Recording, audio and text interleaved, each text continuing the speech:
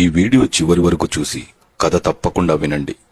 ఒక అడవిలో చెట్టు పైన కోతులు నివసిస్తుండగా ఆ చెట్టు కింద తల్లి పులి పిల్లల్ని వదిలేసి వేటకు వెళ్ళగా వాటిని తినడానికి వచ్చిన పొడవైన కొండ చిలువ పులి కూనలకు దగ్గరగా చేరుతుండగా చూసిన కోతి ఆ పిల్లలను రక్షించాలని ఆ తల్లి పులికి వినపడేలాగా శబ్దాలు చేస్తూ చెట్ల కొమ్మలు ఊపుతూ శబ్దం చేయగా అది గమనించిన పులి పిల్లల దగ్గరకు చేరుకొని కొండ చిలువను అక్కడి నుంచి తరిమేసి పిల్లలను రక్షించుకుంది.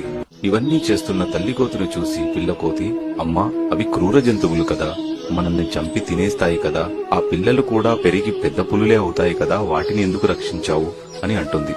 అప్పుడు ఆ తల్లి కోతి, బాబు, ఆ క్షణంలో నేను సాయం చేస్తుంది శత్రువుకా మిత్రువుకా అని చూడకుండా కేవలం తల్లిలా ఆలోచించి మరో తల్లికి కడుపు కోత ఉండకూడదని సాయం చేశాను అని అంటుంది.